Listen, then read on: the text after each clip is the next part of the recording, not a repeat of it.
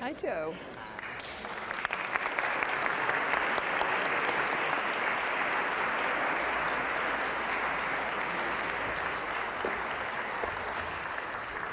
This one?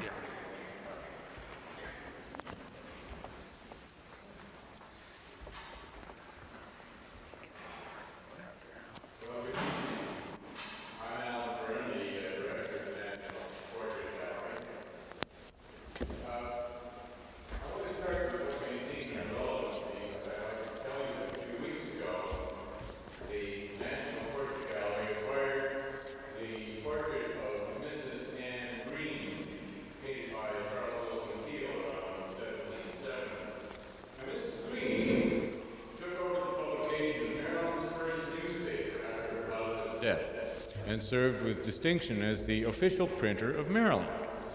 Her establishment was noted for its typographical quality and was guided by her sure sense of business and her considerable editorial courage in a period of colonial unrest. When this painting goes on view in a little while, our visitors will see the countenance of Maryland's first woman publisher. But they will never be able to hear Mrs. Green talk about her life as housewife, mother, and unexpectedly publisher, or to hear her reflections on the hard work and the daunting choices that faced her when she assumed control of her business. We are able to do better this evening in the sort of happy coincidence that so often informs our work here at the gallery, as we welcome as our guest a woman whose life and career are similar in some respects to Mrs. Green's, because Katharine Graham is surely the preeminent woman publisher of the day. The Washington Post Company is the monument to her exceptional talent in that quarter. Katherine Meyer was born in New York City. She grew up in Washington, where she began her career as editor of the Tatler at the Madeira School. She left journalism to attend Vassar briefly, but wisely transferred to the University of Chicago for her degree. She worked at the Post in several capacities as a young woman and even spent a year as a waterfront reporter in San Francisco for another paper, returning to Washington to work, then to marry, and then to step aside to devote herself to raising her family when her husband took over the newspaper that had been under her father's ownership. Following Philip Graham's death in 1963, she found herself at the helm and, like Mrs. Green, she handled her unanticipated new responsibilities with distinction. I don't have to tell you that the issues surrounding the Pentagon Papers and Watergate called forth exceptional editorial courage, and under her leadership, the Post became noted for its innovation and its reportorial excellence. Mrs. Graham herself emerged as a forthright crusader for freedom of the press, for honesty in public life, for civil rights, as well as becoming an admired community and business leader. She retired last year as chairman of the board of the Washington Post Company. Not long ago, I had the delightful opportunity to show Mrs. Graham through our group portrait exhibition and to get a glimpse of her memories of some of the fascinating characters who populated the lives of her parents, Eugene and Agnes Meyer. Her own life has turned out to be no less interesting, and we are honored that she has agreed to help us paint a lifetime portrait of herself in a conversation with our Smithsonian colleague, Mark Pachter. Please join me in welcoming Mrs. Katharine Graham and Mark Pachter to our platform.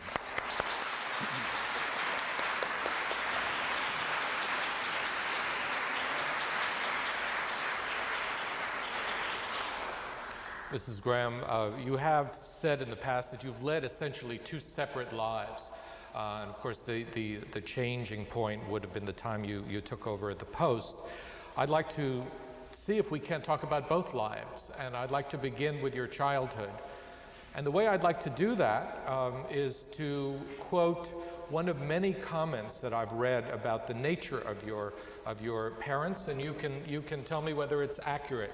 Arthur Schlesinger Jr. spoke of your father as emphatic and your mother as volcanic, which are wonderful ways to characterize two people. What was it like to grow up in an emphatic and volcanic household? It was interesting, it was exciting, it was at times confusing. Yes, a little daunting probably. And somewhat daunting, yes. They were, each in their own way, very, very powerful personalities and very different. And they were often in sort of sparring conflict, but they also had a very deep devotion to each other. And they liked sort of combat around the dinner table. Did you like combat around the dinner table? No. I was number 4 out of 5 children, and the 3 older ones were the ones who did most of the combat, and most of the combat was political, or also you argued about issues about the importance of art and the relation of art to other things, and my mother was always, she was always passionate, and the first part of her life she was violently Republican, and we were all of us, I think, more or less New Deal Democrats. And did she forgive you for that? No. My father was more tolerant of opposing views. In fact, he liked them. She got quite wrought up.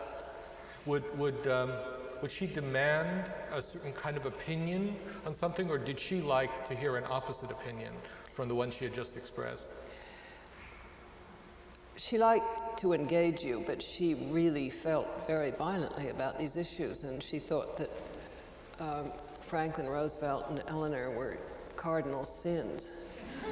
And she foamed at the mouth at the suggestion that maybe they were all right. And she did like our New Deal friends. My father liked them probably better. But she liked, at one point, my brother had a whole bunch of very radical friends in, and my sister, who danced, had a lot of white Russians in. And she enjoyed that kind of scene. She would have enjoyed white Russians.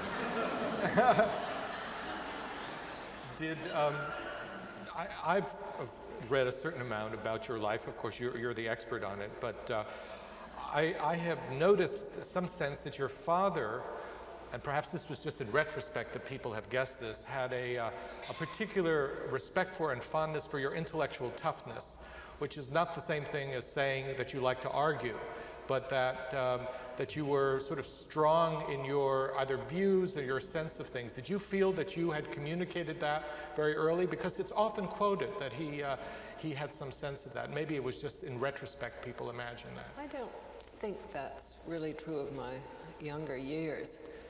He was very encouraging, and he demanded quite a lot. He liked you to get good marks, and he liked you to do well, and he liked you to be successful.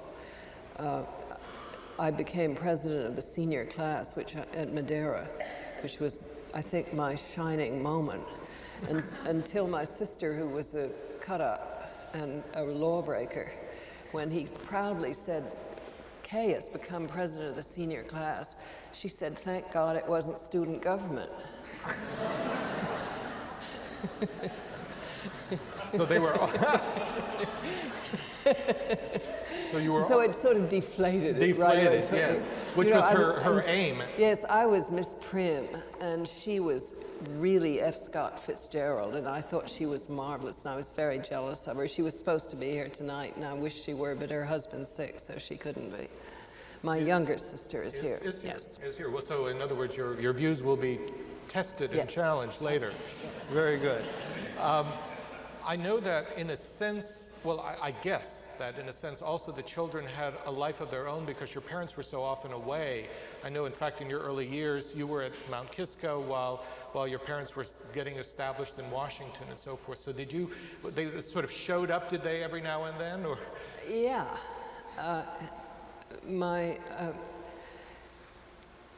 They were, I don't know why, I suddenly remember this poem that we had.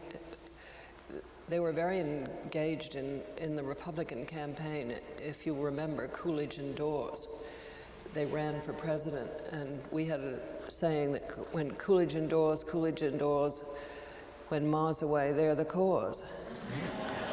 And so she ran with the Recreation Commission in Westchester County. Yes. She did lots of other things, and she was away a great deal, and he was away a great deal, and we were mostly brought up by governesses and French teachers and nurses before that. Which was probably a calm period in between the storms, when when the parents showed up and animated the household. Well, they were the continuity, but they were I must say my mother was rather eccentric. She moved down to Washington and left us in New York for about 2 or 3 years. I don't know exactly why. She said, but except that he came down during the war and they never thought they were going to stay.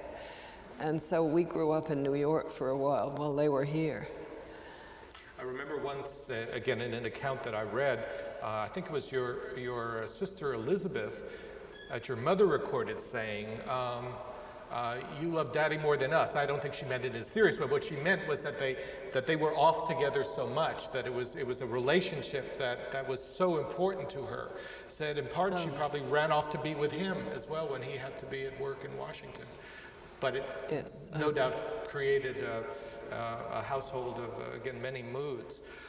When you left the household to go to college, your first choice was Vassar. Alan, in his chauvinism, rejoiced in your decision then to go to the University of Chicago after that. But what was the transition?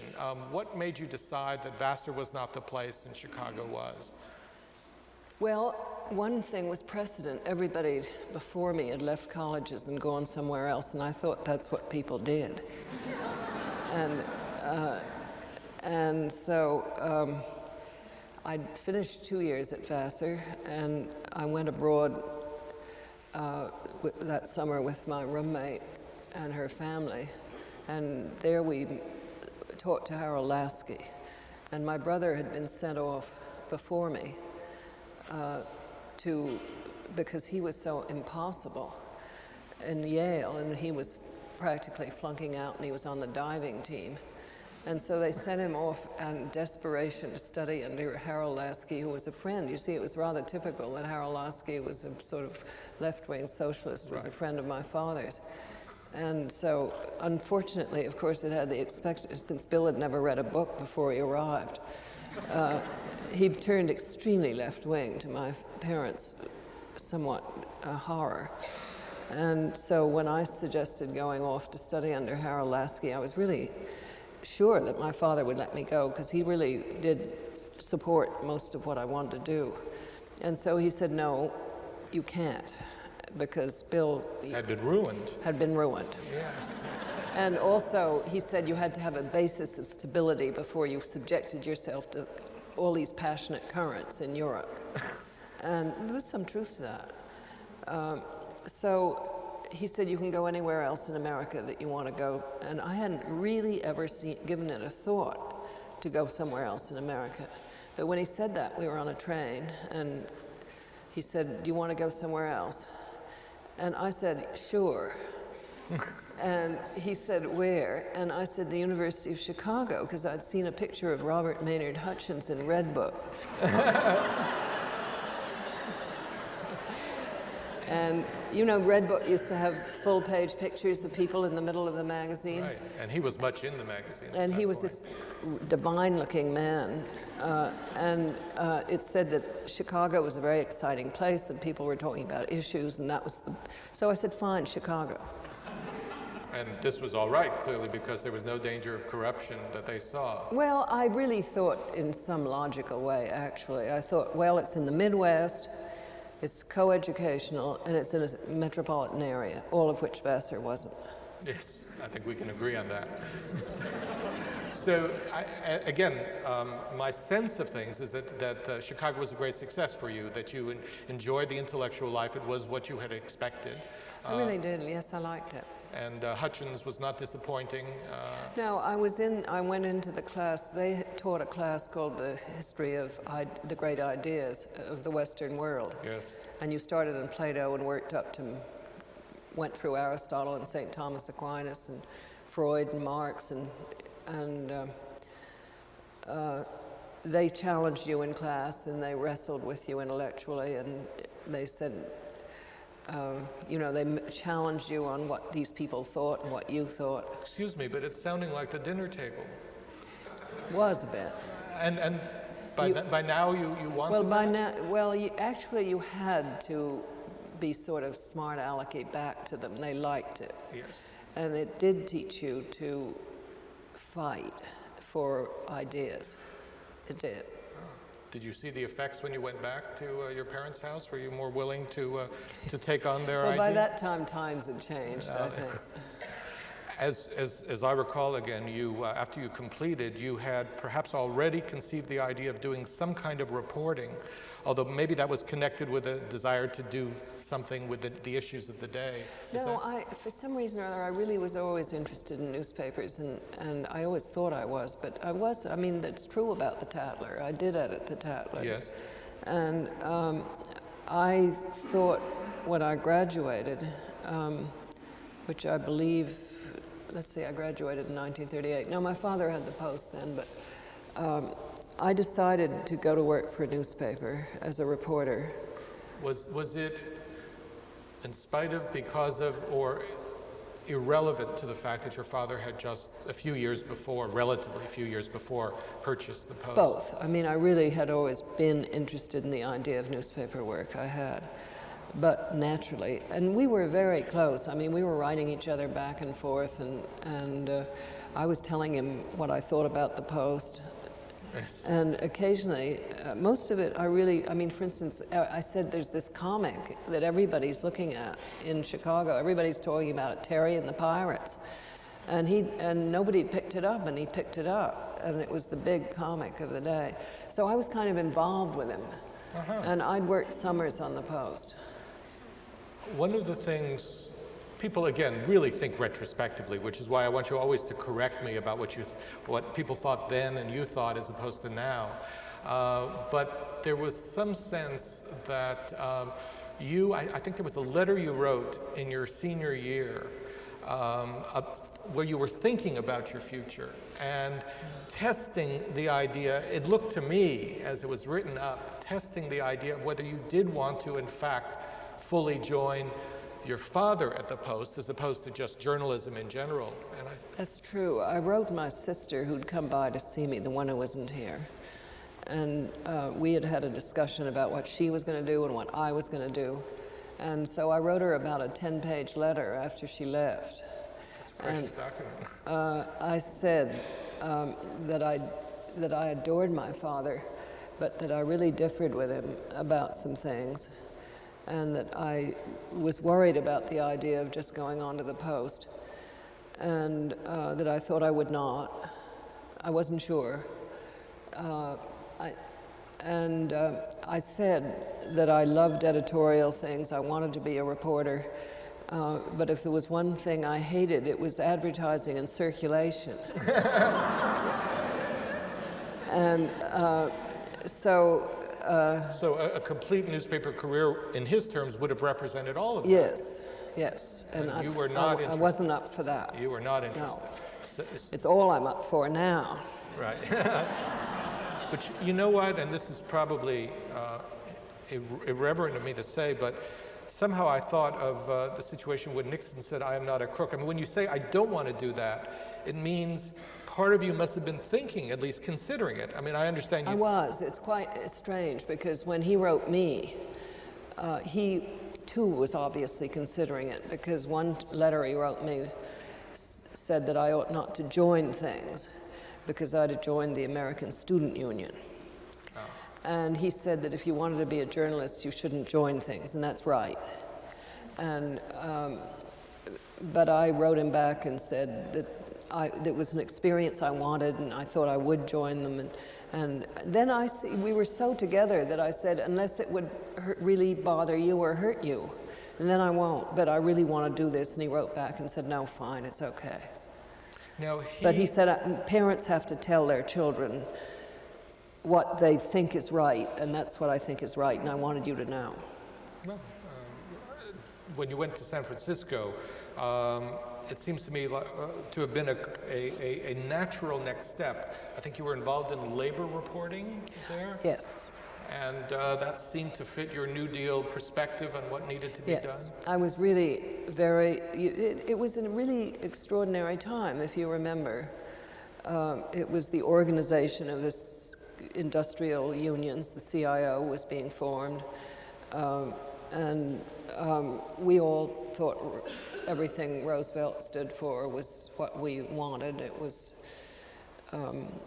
the free world and the ability to organize and all that. And so when I was typing away at Miss Sincere at her typewriter, sort of club notes, and the labor reporter for the San Francisco News, which was the afternoon Scripps Howard paper, was sitting next to me at his desk, and he said, I hear you're interested in labor problems. And I said, oh, yes. And he said, well, there are going to be two big strikes or lockouts, and would you like to do my legwork? And I said, oh, yes. And he said, well, the first one is the warehousemen. And so that was the warehousemen were being locked out of the whole waterfront. And so he sent me to follow. They had a hot car, so-called, because it'd been loaded by a railroad car, had been loaded by strikebreakers. And what they wanted was one union with all these different warehouses, which were picking them on them one by one. And so they were sending the hot car up and down the waterfront. And I followed the hot car, so that every time they went to another warehouse and they went on strike, I'd report it to the Home Office. And so I got to know all the people on the waterfront, and we became great friends. And so that's not supposed to be done either. And I noticed two of our great reporters are here tonight, and I hope they won't report this back to the Home Office. But Harry Bridges and Gene Patton, the head of the Warehousemen's Union, and Sam Cagle, who was their organizer. Harry Bridges was on this stage at one point. It was Well, we all became friends, less with Harry. I knew Harry, but he was not your convivial soul, as you probably discovered. But Gene and Sam and I used to go up and down the waterfront at night because Sam was a jazz buff, and so we were under all those bridges, and in every jazz, there was always a piano player in every bar. And it was a really wonderfully romantic moment. I had a great time. Excuse me, but it doesn't sound demure. It seems to me as though you were very, very engaged, and even sounds like something your mother would have done. Well, not the politics of it, but the spirit of it. So clearly you were involved in any case, yes. in some way, Yes. probably passionately. Well, then I also was having a very good time. It was a wonderful time. I loved San Francisco. Which was also, your father had grown up in? Yes, in Los Angeles. He really grew up in Los Angeles, and they moved to San Francisco. And his family were there, and it's a wonderful part of our family. His older sister lived there, and I saw a great deal of her. And she was tremendous. And her daughter was married to Walter Haas, and they ran Levi Strauss. Yes. And they're just superb human beings, and I got to know them and love them, and I still do. But you only stayed for 7 months in this paradise. No, well, it was almost a year. It was A year. But then you returned to Washington. Well, my father came out and said, I thought you were coming home. And aren't you coming to work on the Post? And So he was at that always point, there with that idea. And at that point they were riffing people from the news, and so I felt a little guilty staying. I see. And because they were in our mode now of having to cut down. Right. And so I came and went to work on the editorial page of the Post as the editor of the letters to the editor. And I wrote occasional editorials, the kind that tell you not to walk on the grass. Was there the sense among the staff that the boss's daughter was among them, or was it not Well, a not problem? really, because I wasn't in the city room, which I deliberately stayed out of, and which I think it would have been present. But since I was in sort of small, secluded corner, and then later I went to work on the Sunday section, writing pieces for what's now known as Outlook, and Right. so I don't think anybody minded my being there. Did you ever wonder at that point why your father was holding on to an institution that was losing money hand over fist? He had purchased it, what was it, in 33? Of course, he had a very prosperous career and a public service career and so forth, so perhaps he was mentally and spiritually ready, but it was really, for a number of years, that this looked like from a commercial sense, a lost cause. What was his investment in it emotionally? Why was he hanging on? Why had he done it? Well, he really had a great drive to public service. And he had been in banking, and then he went into government. And he was in government. He went into government during the war, and he really stayed through Hoover, under whom he was governor of the Federal Reserve Board. And he had started the Reconstruction Finance Corporation. And then he got out because he disapproved of Roosevelt's very loose gold standard policies.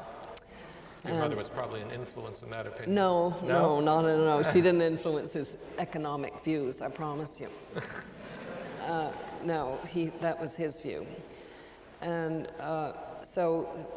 he had offered Mrs. McLean, who then owned it, the owner of the Hope Diamond, he'd offered her about $5 million earlier, and she turned it down because she wanted to save it for her sons, who were really not deserving of that honor. It went into bankruptcy. And so just as he got out of the government, they sold it at auction in bankruptcy on the steps of the building. And he bid on it anonymously. And he bought it for $875,000 or something like that. My God. And, that was just the beginning. Because Yes. it lost about $1 million a year. And that was big money then. Oh. I mean, as they say, millions and millions do add up. It starts to add up, right? But he got very discouraged because there was no way we could, people forget when they see the Post now how we spent 20 years of struggle. And you couldn't see your way out. You're right. I mean, it was an amazing commitment that he was making. And he used to get very discouraged. And my mother was wonderful about that.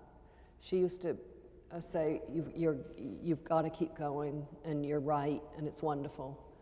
And when you look back, which I'm doing now for trying to write the memoirs, he kept building it up in the most incredible way, and great credit is due him for all that he did, because he first made a great, sort of really terrific editorial page, and then he started building up national, and he didn't have any resources, and he was selling advertising. He used to sell He used to sell papers to taxi drivers when he got in a taxi. I mean, and he took my sister and me, the one who's here, who may not remember this scene, but we were taken to buy a dress in the second floor of a G Street dress store who might advertise. And there was nothing he wouldn't do to work on building up the paper. And so he believed in it. he believed in it, but you couldn't ever see. There were 5 newspapers, and somebody, We forget that now. Yeah, and you couldn't see your way out. And the way out did come in 1954, when Colonel McCormick, his health was bad, and he had wound up with the Times-Herald through a process that's sort of too long to go into, but everybody, you all probably remember Sissy Patterson. Yes. Well, she was his cousin, and she had bought the paper from Hearst, and she'd run it as a combined paper, and it was quite jazzy. She was a wonderful publisher. Yes. And she ran passionate and opinionated, but yes, and right-wing and isolationist. but a wonderful publisher. But she was. I mean, stood for something. You knew what it was. It was the sort of scandal sheet. On page 3, you got sex and crime. Yes, which is where you want it. Yes, and but she had a lot of circulation. She probably made a little money. I'm not sure. Probably not, actually. There was one astonishing incident that I read of in one place where your father had done something that she did not approve of. I'm sure your father did many things that she did not approve of. The world did, but and she sent him a symbolic gift, which was very unattractive. Yeah, well, I'll tell you that story. He had just acquired the Post at this auction, and Sissy, who was his friend, they were friends, the families, my family and Sissy Patterson. And you do know that she lived at, her house was the Washington Club, and Mrs. Leiter lived in the house next door where there's an apartment, and the streetcars went around the wrong side of DuPont Circle when they put them in because they said not in front of our house. And so Sissy she was marvelous. I mean, she used to describe herself as shanty Irish, and she was charming, but she was also she could be very vicious. And so she swiped the comics because her cousin Bertie McCormick, who later bought the paper, had all the syndicates. I mean, he had the comics and, all those things that are syndicated, the columns and the Lovelorn columns and all that. So he woke up, and she had said to Bertie, her cousin, the contracts are out because this is sold at auction, so give me the comics, and he did it. So he sued her, and he got them back after a while from the court. And she said, well, they're already arrived, and can I run them this Sunday? And he said, yes, if you give us credit. And she said she didn't run them, I guess. And she sent him a huge hat box, and in it was a pound of raw flesh. Not terribly attractive. No. And this was an allusion to the a pound of Shylock flesh. that he must have been, yes. And after that, they never spoke at all for about 20 years. Before we proceed in your life as well, although all of these are principal characters in your life, your mother's interest in Chinese art is just something I want to stop at briefly because it so enriched this city. One of her many passions, was it not, was a serious scholarly interest in Chinese art. Yes. And was that something, again, that was a private passion, or did you, almost through osmosis, learn of this? I mean, did she share it with her family? Was this her own special love? No, she was not very good about sharing her. She didn't encourage you. She thought we were beneath understanding these things. And my mother was marvelous. She really was. But I mean, she knew Brancusi, Steichen, Stieglitz. She was into 291. She knew Freer. She collected with Freer. But she had a certain amount of condescension for the rest of the human race, including her children. And so she thought we were not worthy of discussing these high values with. And so she really didn't encourage us to be interested. But she had this, she'd written a book on a Chinese artist. When they went around the world on their honeymoon, she'd found Chinese art, and she snapped it up And then she got to know this extraordinary man from, I guess he came from Detroit, Charles Freer. And she became his great friend, and they collected together. And when he would send for these shipments from China, and he would take what he wanted, and she took what, he divided up. And so she bought a lot of things. And when he started the Freer Art Gallery, my parents he had 5 directors who would pass on. People were not even allowed to give gifts to the Freer Art Gallery unless they were accepted by this committee. And my parents were 2 of the 5, so they were all very close. In her autobiography, Out of These Roots, she gave an explanation, I don't know what you'll think of it, for why she was so passionately interested in Chinese culture. Of course, it was the beauty of it and so forth, but why it struck such a chord. She said it was the only way that you could lose a sense of self. She never lost it.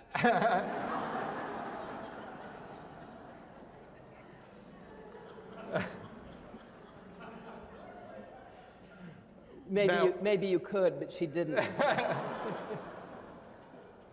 Well, I think it's time to go into another important stage in your life. You married in 1940. Yes.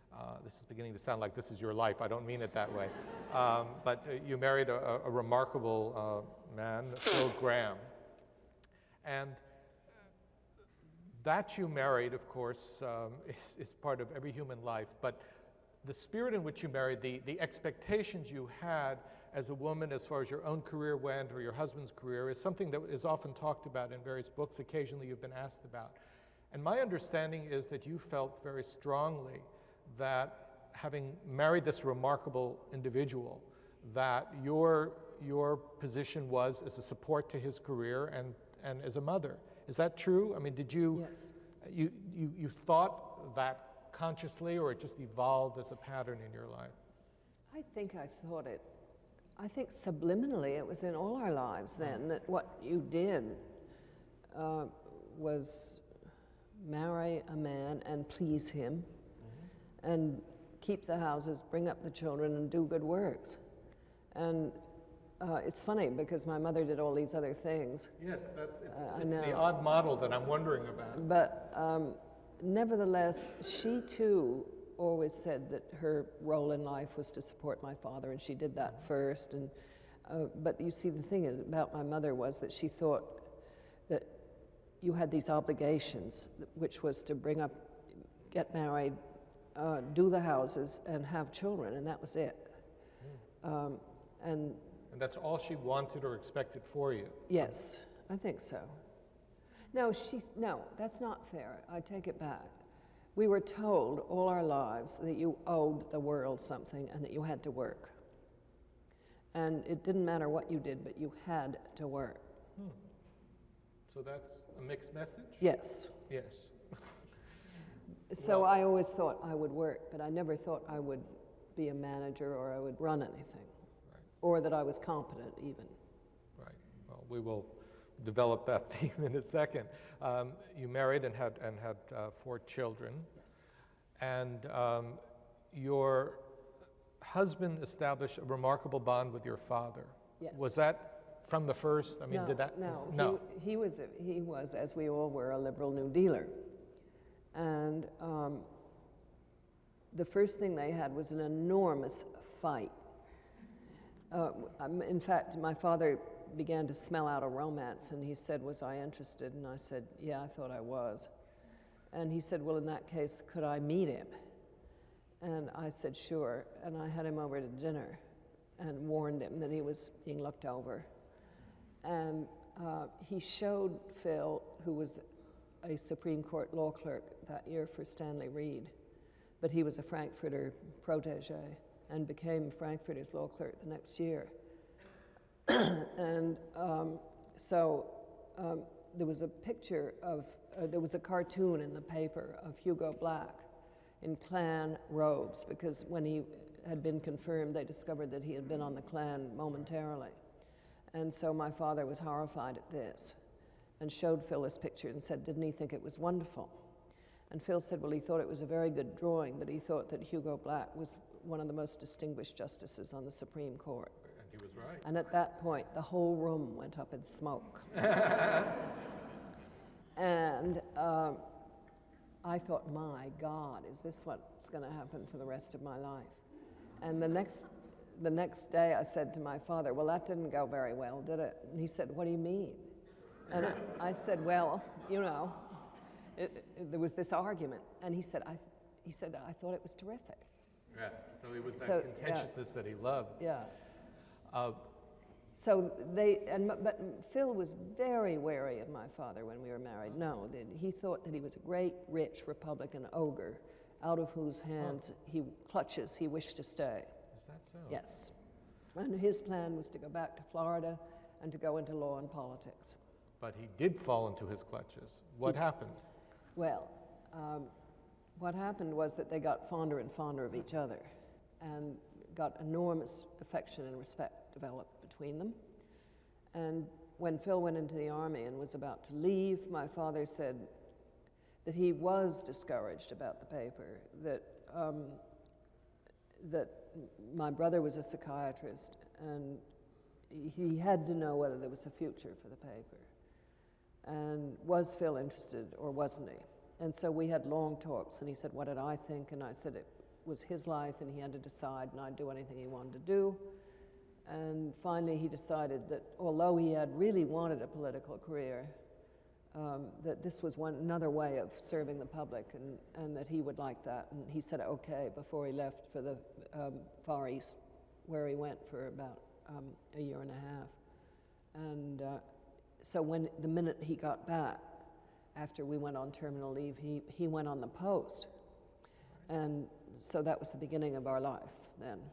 Did you, I know again it's the wrong question for the time, because clearly it seemed at the time appropriate that your husband, not you, get that involved in the business. You've just described your philosophy of marriage, and the son was not interested of the Meyer family. So the son-in-law. So it was the son-in-law, and that was just the way it was going to be. And of course, this was a relationship that did become very strong and very important in the life of the Post. Yes. They must have quarreled about some things, but basically, did they have a similar philosophy about what the next stage should be, or did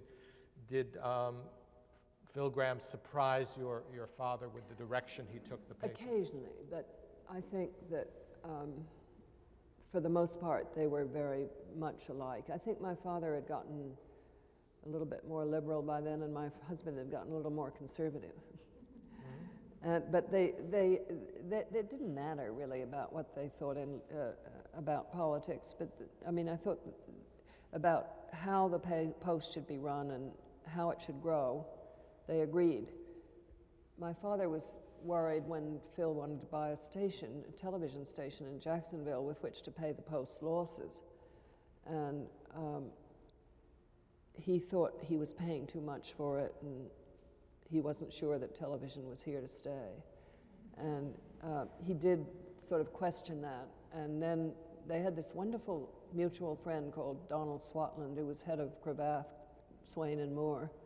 And my father went to Don Swatland and said, what did he think of this? And he sort of went into it with Phil and finally said okay, and so they bought it. But my father backed him in he kept doing things, and it built up the company. And it made us much more, it began making money eventually. It was really in '54, at the time of the purchase you mentioned of the Times-Herald, that there was a turning point both in Washington and in the company. What made it, that was the cornerstone of the Post. Phil was there. What happened, I should add, is that after he'd been there 6 months and he was 31 years old, my father went to be the first president of the World Bank, and he left the paper and said to Phil, do you mind if I leave? Because, Mr. Truman has asked me to be the first president of the World Bank, and that's my first love, and if you don't want me to go, I won't. But he was 70 then, and Phil was 31. And so 6 months after he went on the paper, he was the publisher. Did he express some concern? He, of course, in retrospect, again, seems somebody of immense confidence and drive in his great years. But did he confess to you some Oh, sure, concern? he had a learning curve, Yeah. naturally. And it was very, very hard because don't forget, we weren't still viable. I mean, we were still struggling for our lives. And so it was very, very tough until 54, when this extraordinary thing happened, which is that a go between a friend of my father's and a friend of the Colonel's wrote him and said the Colonel was interested in talking. And so they went down to Miami where he was, and he said that he wanted to sell the paper. And it's very interesting because he kind of liked my father from a distance with all their fighting, and he admired his professionalism. And he had fired his niece, Basie Miller, Tankersley, for doing a couple of things he didn't like that were really not a good idea, like forging a picture of Browder shaking hands with Joe Tidings, who was running for office. And the Colonel didn't like that. He was professional. And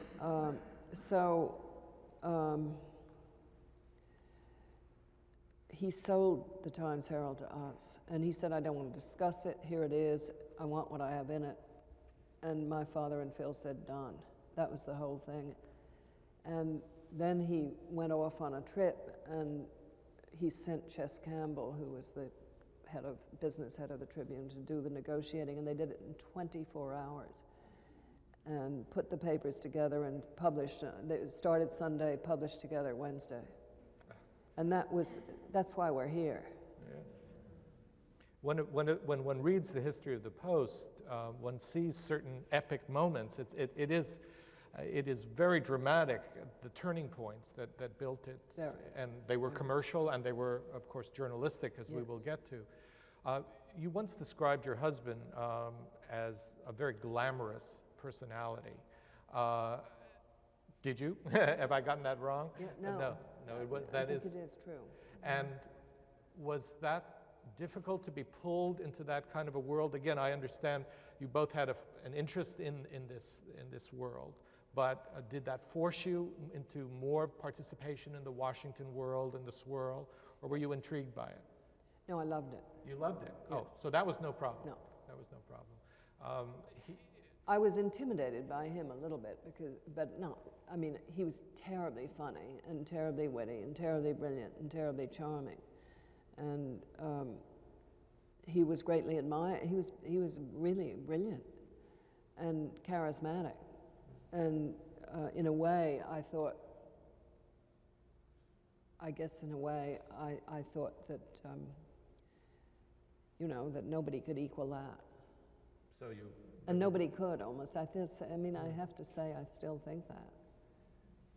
He established a very close bond with LBJ. Yes, one of the negatives from a journalistic point of view is that he had a tremendous passionate interest in politics and in politicians and in the use of power to achieve worthy goals. And Lyndon Johnson and he both shared this, and when they met each other, they instantly went pow. And another great friend of his was Edward Bennett Williams, and there was a great similarity there, really. There's a fascination with power, with having things happen and so forth. And most of the things that they wanted to have happen were good things. Mm-hmm. I mean, look at what Johnson accomplished. Indeed, and the Post was there for him, I guess, through a lot of that. In fact, as Joe Rao knows, who was here,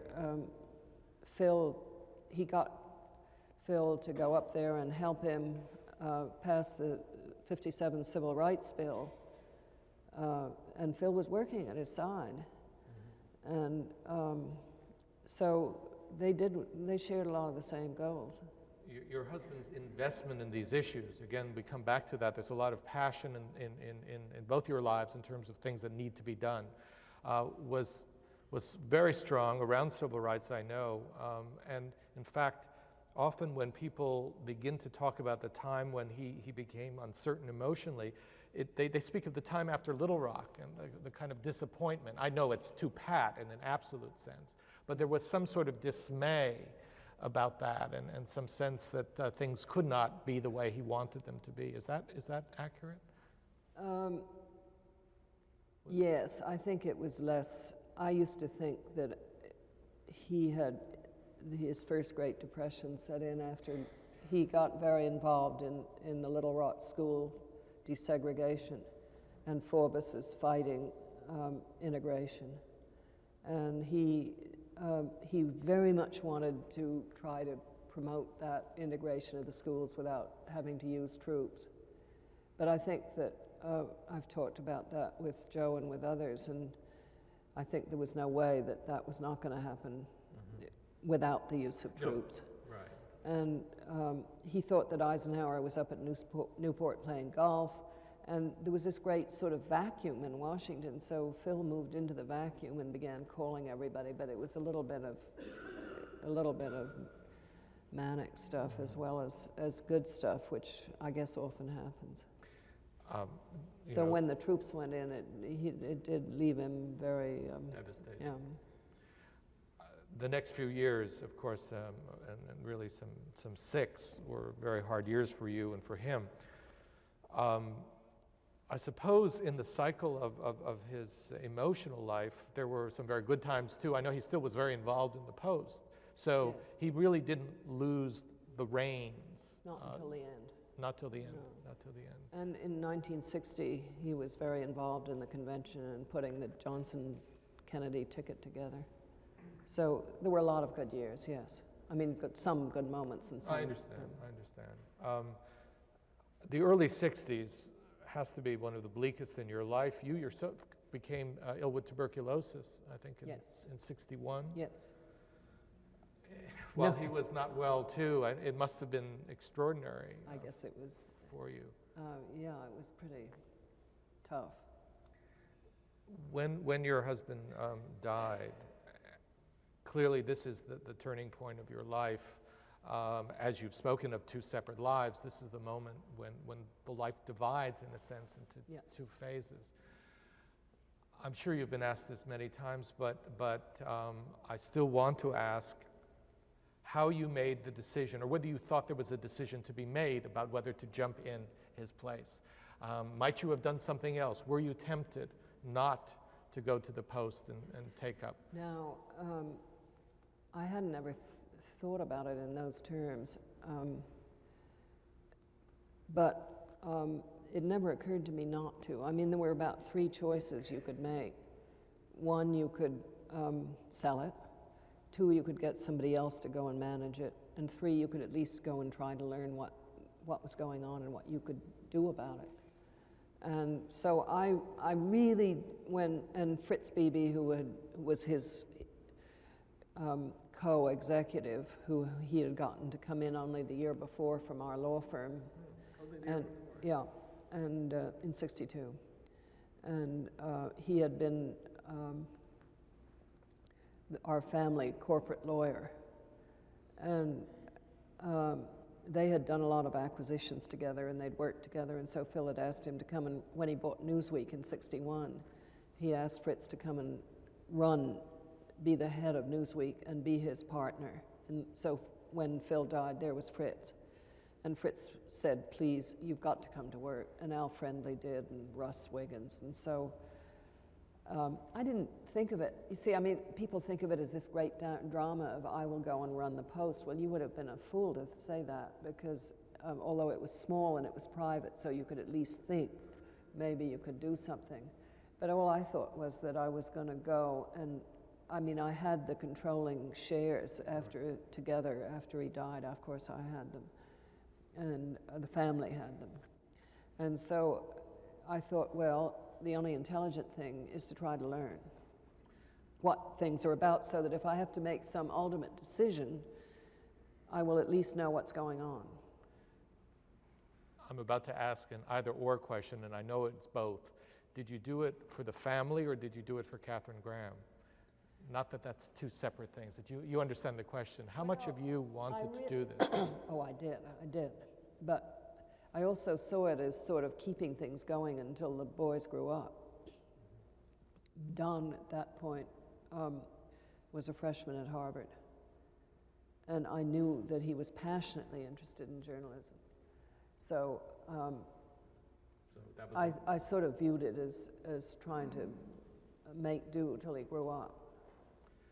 I have some sense that a lot of the people associated with traditional publishing management, both at the Post and elsewhere, were not rushing to your house begging you to do this. I mean, were you getting a lot of people telling you that the right thing to do was to go out and find somebody to do this task, or were you getting encouragement from those you would work with at that point? Some yes, some no.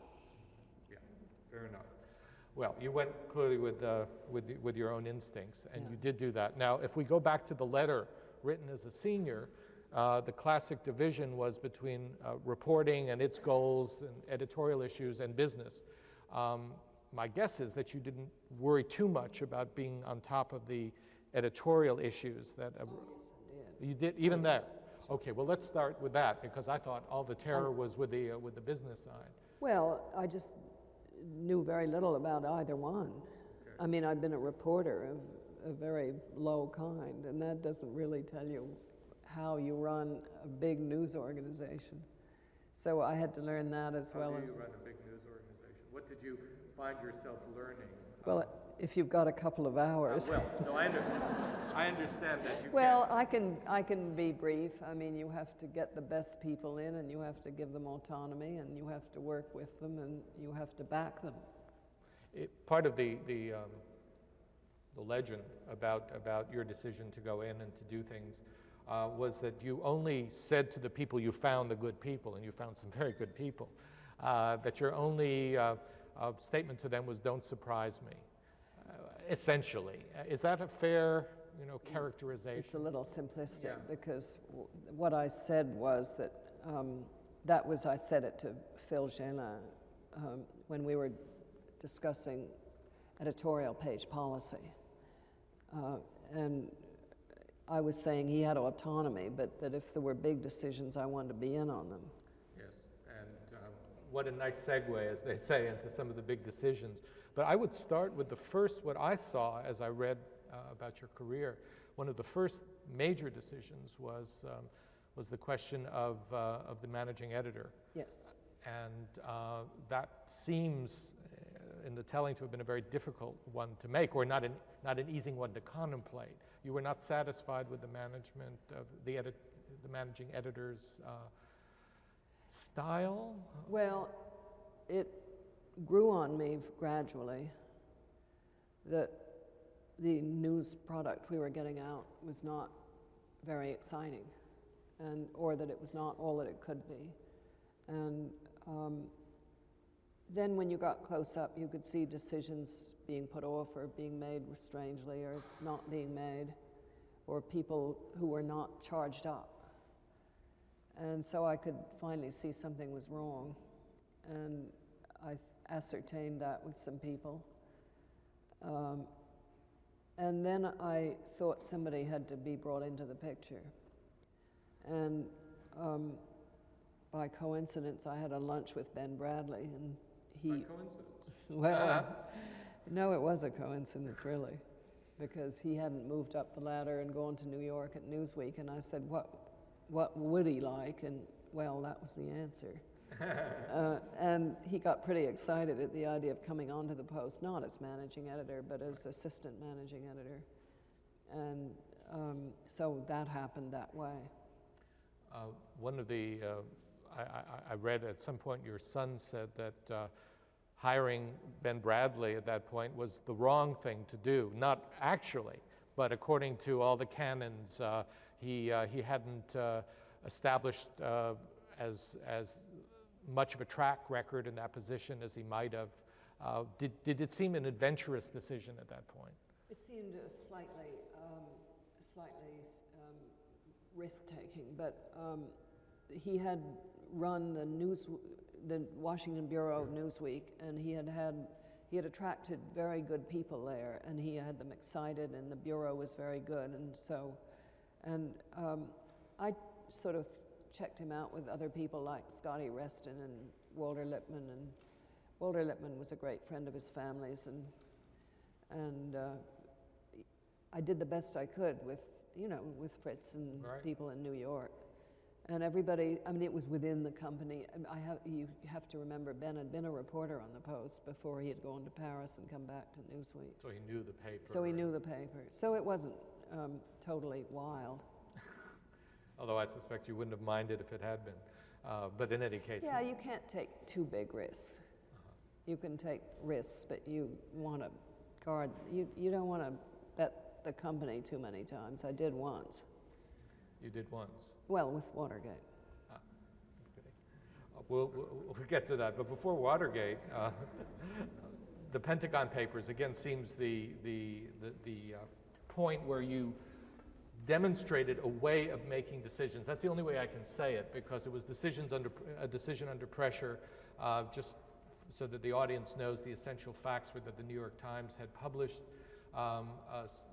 some of the study that McNamara had asked for about how we got into Vietnam. This was top secret. The Post was unhappy that they had been scooped, I suppose, and had managed to get the papers. However, there was a restraining order against the Times, and the issue was, would the Post publish what it had? And you got a call, as I understand it, you were at a party, and you got a call. I was at a retirement party at our house for a circulation business manager who was retiring. And the editors and Fritz were at Ben's house, and they had gone there to write so they wouldn't be in the newsroom. Because nobody was supposed to know we had them, but by the end of the day, a lot of people knew we had them. And they very much wanted to print Chal Roberts read 2 volumes of stuff and wrote 2 columns and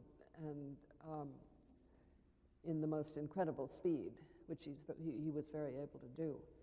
And so then the lawyers said they didn't think, the lawyers and the editors got into a fight, and because the lawyers really were worried that it would be doubly vulnerable in the face of the Times as having been enjoined. And you were also And considered going public. we had just gone public, just and done. we hadn't sold the stock. We had announced it.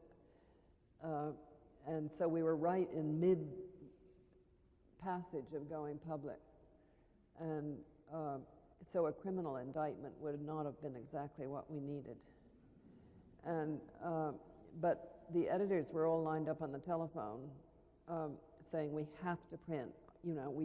Our lives depend on this, and the And they were honor of the threatened to paper. quit, presumably. One did, but I don't, they were just excited. And so I listened to them, and then and then I said to Fritz, what did he think? And he said he thought maybe he'd wait.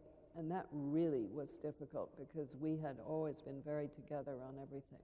And he was very liberal and very pro-editorial, so it wasn't as if McCormick had told us to wait, if you see what I mean. Yes. It was my colleague whom I loved and whom I trusted.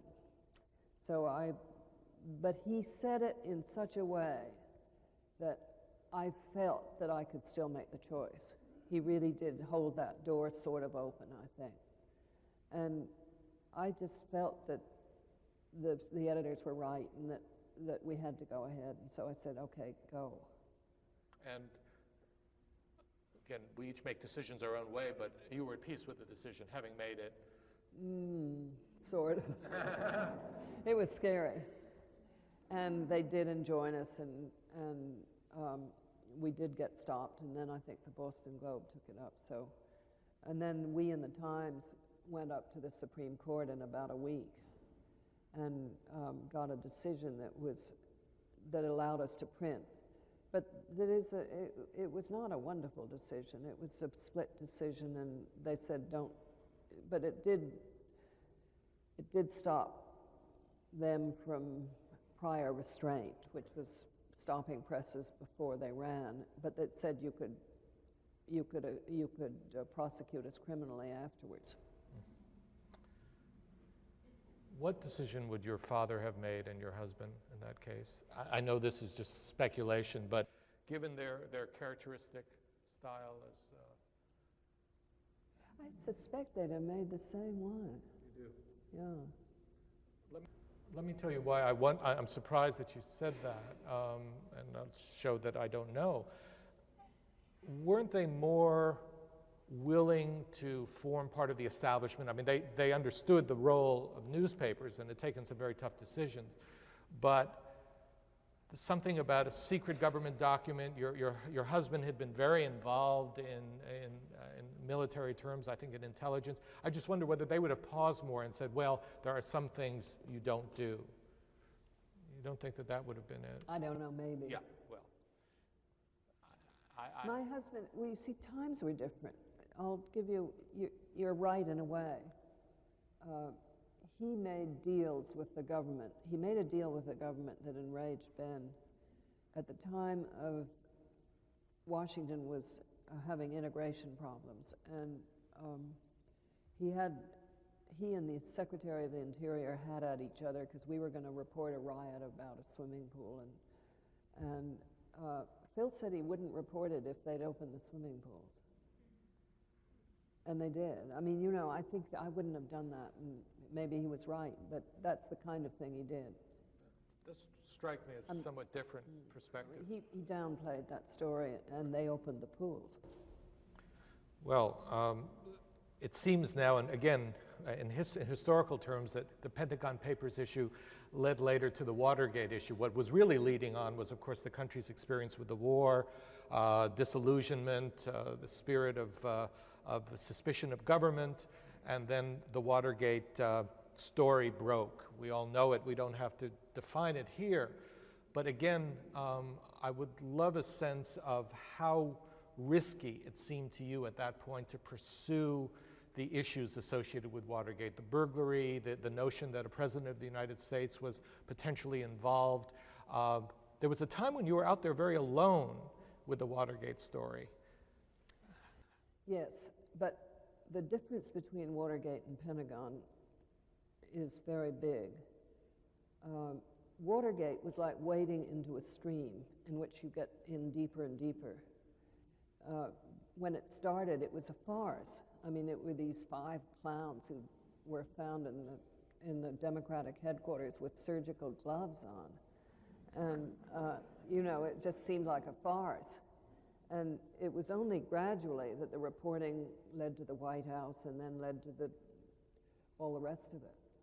And so by the time the final 2 stories ran in October, right before the election, that linked it to the White House staff and that linked all the dirty tricks together.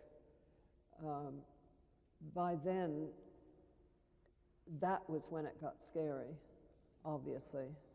And that was, and at first it was scary for a different reason, which was that usually when you have a great story, it isn't exclusive very long because everybody else jumps on it.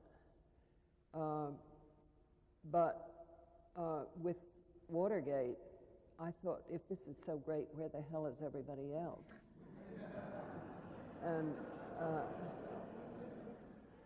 And that's when it really did seem lonely for a while before other people started coming in, but that was fairly far into the summer. Where the hell were they? Why did they hesitate? Well, I don't know, in retrospect. I think that Woodward and Bernstein, the 2 reporters whom we had on it, were workaholics. Neither one of them was married, fortunately, because they worked all the time. And they got these sources, and I think finally they had the sources kind of locked up. And I think it was hard for other people to break into the story. And at first, I think they didn't believe it. I mean, it was just so hard to believe. It didn't? No, exactly. Even now it And still seems I think a lot of people, I mean, we'd send these stories out on the wire and nobody would run them. Right. In the country who were taking the wire service. Did you ever think you were being used or that? Oh, yeah, you had to worry a lot about all that. And I think that when I talked to Ben about the possibility that we were being used or set up, which of course he was worried about too, I think he knew that some of their sources, and he shared with me that some of the sources were Republican, and that we were allegedly double-checking everything, and we were doing that. A lot of times we'd withdraw a story and wait till we could check it again. Were you sleeping well during this period? I mean, Not always. And what the worst thing that happened to us was that we had these two Florida television stations, and they challenged. Well, it wasn't exactly the administration, but it was led by people sympathetic with the administration or in the committee to re-elect the president. They challenged. There were 4 challenges to these 2 station licenses that were up for renewal. this had the air of retribution. It had more than the air. Haldeman and Nixon were when the tapes came out. Nixon says to Haldeman, "Well, they've got these licenses, and they've got to be renewed." So they were. So the smell of retribution. Yeah. Yes. And of course, that made our stock fall, and then there were all these really ridiculous things they did to us, like they wouldn't answer the phones, they wouldn't have anything to do. They were told not to go near the Post, not to talk to our reporters, and the worst of all, they were not supposed to go to my house to dinner. That was really tough. The most dramatic thing that's ever said in retrospect about Watergate is that the Post brought down the U.S. government. You've heard that said. Yeah. Here's your chance to tell us whether you think that that's the right way. That's really awful, I think, because it is not up to a newspaper to bring it down a government, and we didn't. What we did was a newspaper's defined job, which is to keep the story alive when they were trying to hush it up. And that is a newspaper's job, and that is the job we did. Now, who brought down the government were constitutional procedures. It was the courts and the grand juries, and finally the congressional committees. I want to spend a little bit of time as well on the business side, because that was an important part of your achievement. It took as long or longer to learn, I don't know, but it certainly took a long time. You once said that you had 2 teachers in that, professors, I think was your phrase. Is it Walter Buffett? Buffett is the name? Warren. Warren Buffett and experience. What did Warren, he was one of your counselors, I'm sure, but tell me how you came to terms with your position as a businessman. Well, the first 10 years or so, I learned quite a lot about management, which is really not business, but it's management. And I had to learn that by experience. And then, just at the time we're talking about when the Pentagon Papers, Fritz Beebe died of cancer. And we had just gone public. So I had to then have a whole new learning curve about how you coped with a public company and how you ran a business. And that's a whole other subject. And to my surprise, I found I really loved it. I love the problems of management and business, and they fascinated me, and how to run a good business and how to keep your... it was really hard at first, and Wall Street thought I was this crazy lunatic who'd done the Pentagon Papers and then was into Watergate, and so they thought the stock was sort of like Typhoid Mary. And I invented this sort of goody two-shoes phrase to try to say I wanted to be a profitable, well-run business. But since they knew I also cared about the editorial product, I used to say excellence and profitability could go hand in hand. But what I really meant was I cared about profitability as well as excellence, which I did. And you can't be excellent in editorial unless you are a profitable company. And because you don't exist. Because you don't exist, and you don't have the money to invest in editorial products. And I had to learn. When Warren Buffett bought into the company, he was unknown. He's now very well known, I'm sure, to all of you, as a brilliant investor and the man who unfortunately is having a very tough time now because he's taken over Solomon's, but he's a really wonderful man, and he's just an incredible business mind. And so when he arrived on the company after sort of really being scared of him because he couldn't take it over because when we went public with 2 shares, and the family still controlled the A shares, and the public was the majority of the company was B shares, and that's what he was buying. So he couldn't take us over, but nevertheless, I didn't know what his purposes were. But after a while, I realized how great he was and that he would be good for us. And so we invited him to go on the board. And then after a while, he became a great friend of mine. And he would come to board meetings and bring with him 20 annual reports. And he would take me through these annual reports, saying, this is a good business, this is a cash-intensive business, this is a utility, this is why you should be interested in this. And I mean, it was like going to business school with him, and it was really wonderful because he was such a good teacher.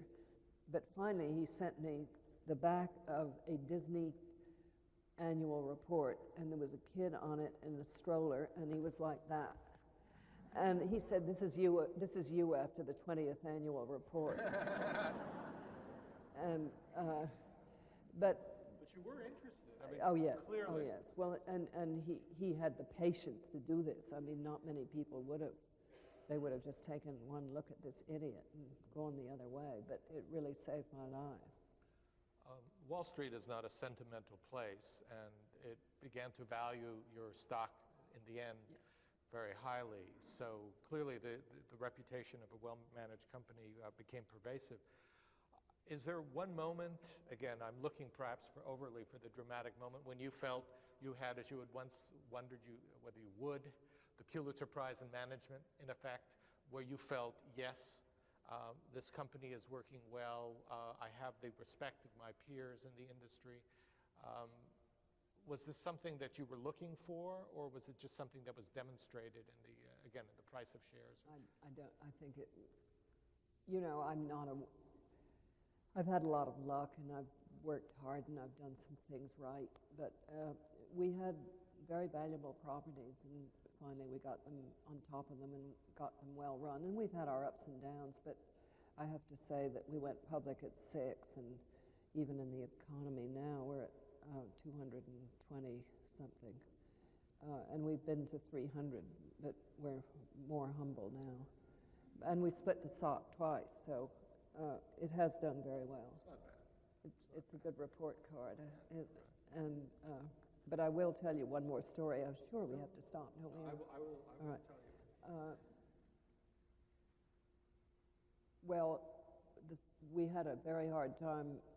At one point, we'd done some dumb things, and we bought a paper in Trenton that we weren't running very well, and we started a magazine that wasn't exactly wonderful either. And we had been public a while by then, and the stock had gone up, and then they thought it was going down because of these dumb things. And so 2 of the biggest investors sold their stock. And Warren told me, they were friends of his, and he said that they were going to sell. And this, I mean, I have to confess to you, and I know that nobody will tell anybody,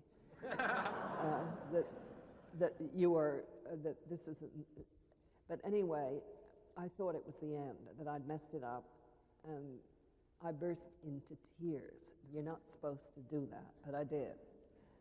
And so we were talking many years afterwards about, and he said, don't be silly, Wall Street has never really appreciates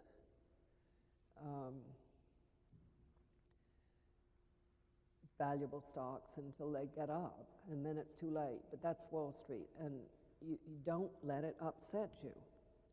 And I did. So anyway, we were recalling this incident many years later, and he said, well, just buy in their stock. And so we bought in stock, which nobody was doing then. They did it later, but and we bought in the stock. And he said, we made about $300 million off that. He said, next time you burst into tears, call me first.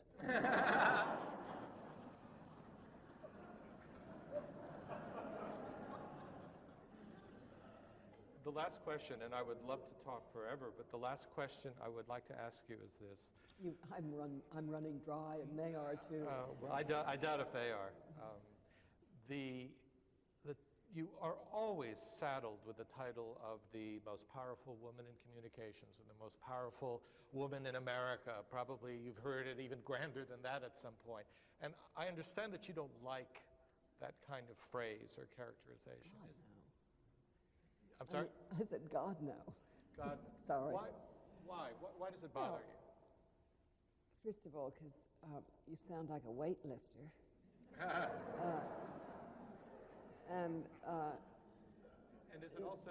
But I mean, I don't think it's... What they really mean is you're a woman at the head of a company. And they can't believe it. No. And that's clearly nonsense. Well, I don't think... I mean, Punch Sulzberger, they don't talk about him as the most powerful man in America, do they? No, they don't.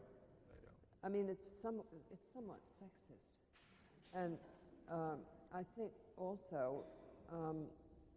they view power as something that's wrong. I mean, they view it erroneously, because they really are thinking that you run down and tell the editors what to, to get so-and-so or do something that you never do. Or you kill a story, and those are powers that you may have. I don't think you do have, actually. I don't think it'd work.